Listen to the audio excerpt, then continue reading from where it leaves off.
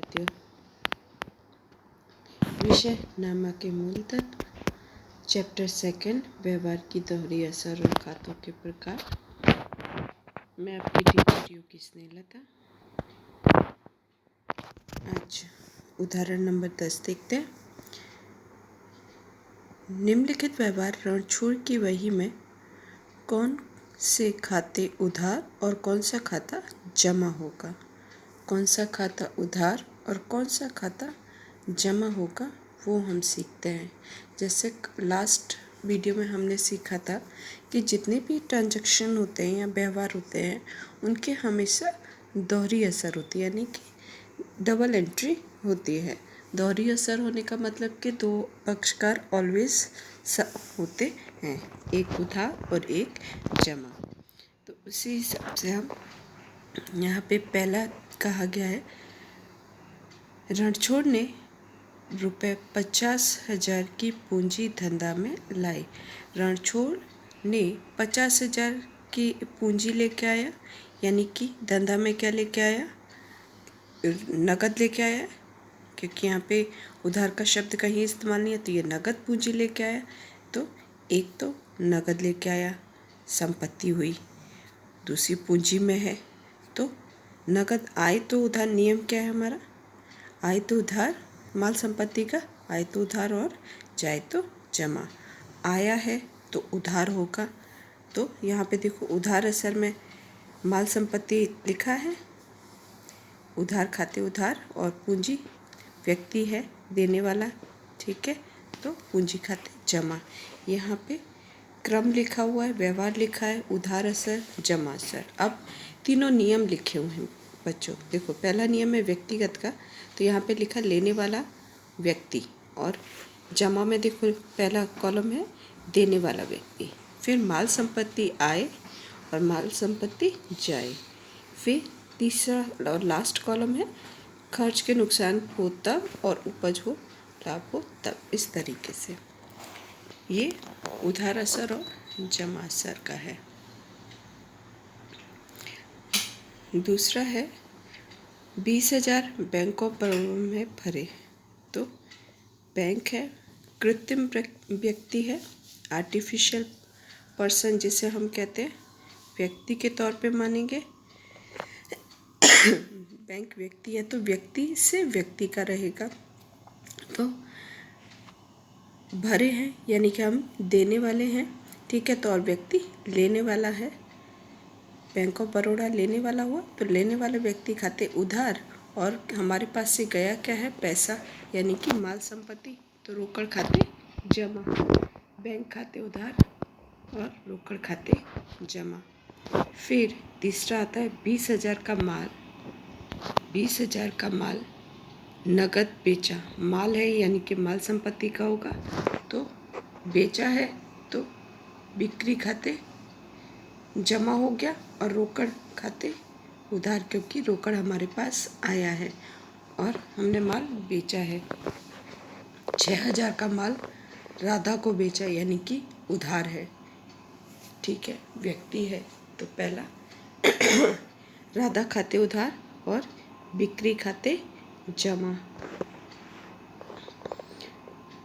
1,000 का माल नगद खरीदा, यानी कि नगद माल संपत्ति का आएगा, ठीक है। तो खरीद खाते उधार और रोकड़ खाते जमा। छठा है 2,000 का माल मीरा को के पास से खरीदा। तो मीरा के पास से खरीदा है तो खरीद खाते उधार। हमेशा ध्यान रखना बच्चों कि खरीद खाता हमेशा उधार ही होता है। एट एनी कंडीशन खरीद खाता हमेशा उधार रहेगा, बिक्री खाता हमेशा जमा रहेगा। हमेशा हमेशा हमेशा बेचने वाला जमा ही होता, ठीक है। तो मीरा खाते जमा। अब फर्नीचर खरीदा है, तो यहाँ पे माल नहीं आएगा, शब्द फर्नीचर आएगा, ओके। फर्नीचर खाते उधार, माल संपत्ति के कॉलम है तो वहाँ पे फर्नीचर खाता उधार होगा। और दूसरा क्या, किससे खरीदा है? नगद से, क्योंकि उधार शब्द नहीं है, तो दूसरा खाता रोकड़ होगा, वो माल संपत्ति का खाते में जाएगा, ठीक है। तीसरा है 8वां है 300 का फुटकर खर्च चुकाया। खर्च है यानी कि उपज खर्च आया, खर्च या नुकसान खाते होगा तो फुटकर खर्च खाते उधार, और रोककर चुकाया होगा तो रोकड़ खाते जमा माल संपत्ति का। 200 डिविडेंड मिला, 200 डिविडेंड मिला तो रोकड़ है, माल संपत्ति का खाते उधार। ठीक है, उपज या खर्च या नुकसान खाते उधार और उपज या खर्च खाते जमा। नियम है हमारा उपज खर्च का, तो रोकड़ खाते उधार और डिविडेंड खाते जमा। मजदूरी हमने चुकाई है, पैसा हमने दिया है, यानी कि ये हमारे लिए खर्च हुआ, तो मजदूरी खाता उधार होगा और रोकड़ खाता जमा। 11वां है 1500 का यंत्र रमेश ब्रदर के पास से खरीदा। तो यंत्र खरीदा है तो खरीद संपत्ति हुआ, माल संपत्ति का नियम आएगा, आए तो उधार और जाए तो जमा। तो माल संपत्ति का नियम, तो संपत्ति आई तो हमने खरीदा है तो संपत्ति खाते उधार, यानी यंत्र खाता उधार, और किससे खरीदा है? रमेश ब्रदर्स के खाते जमा। अब हम इसका स्पष्टीकरण जो मैंने समझाया उसी तरीके से। धंधे में रोकड़ आएगी तो रोकड़ खाता उधार होगा, और मालिक ने रोकड़ दी है तो पूंजी खाता जमा होगा, पहला।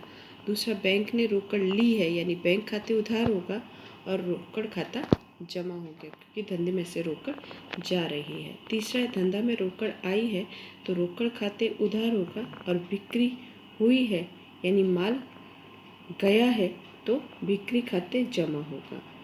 राधा ने माल लिया है तो राधा का खाता उधार होगा और बिक्री खाता जमा होगा। मैंने पहले भी कहा, अगर उधार बिक्री है जहाँ पे व्यक्ति का नाम है तो वहाँ पे व्यक्ति का नाम आएगा, नहीं तो नगद का होगा तो नगद में नगद का शब्द होगा। खरीदी की माल आई तो खरीद खाता उधार होगा और खरीद रोकड़ से है कही है तो रोकड़ खाता जमा होगा। छठा है खरीदी की माल आया है, खरीद के माल आया है तो खरीद खाता उधार और मीरा खाते जमा। नगद व्यवहार नहीं था इस वजह से फर्नीचर खाता उधार हुआ और रोकड़ खाता जमा हुआ। फुटकर खर्च, क्योंकि खर्च हम किसी और को दे रहे हैं तो खर्च खाता उधार होगा, रोकड़ खाता जमा होगा। धंधा में रोकड़ आई तो रोकड़ खाता उधार और डिविडेंड खाते जमा, क्योंकि ये हमारी इनकम है या उपज है। मजदूरी धंधा खर्च है तो खर्च खाता उधार होगा और रोकड़ खाता जमा। उपज खर्च में हमेशा ध्यान रखना जितने भी खर्च है वो उधार होंगे, जो भी हमारी इनकम है, पैसा मिला है, डिविडेंड मिला है, कमीशन मिला, ये सब हमेशा जमा होगा। और रोकड़ उपज खर्च खाते में नाम या व्यक्ति का नाम नहीं होगा, वो सब नगद से ही होते, इसलिए नगद ही शब्द इस्तेमाल होगा। यंत्र में धंधा संपत्ति आई तो यंत्र खाता उधार और रमेश ब्रदर्स खाते जमा। विद्यार्थी मित्रों, एक चीज़ हमेशा ध्यान रखना, 3 नियम हमेशा ध्यान रखने हैं। ओके, धन्यवाद।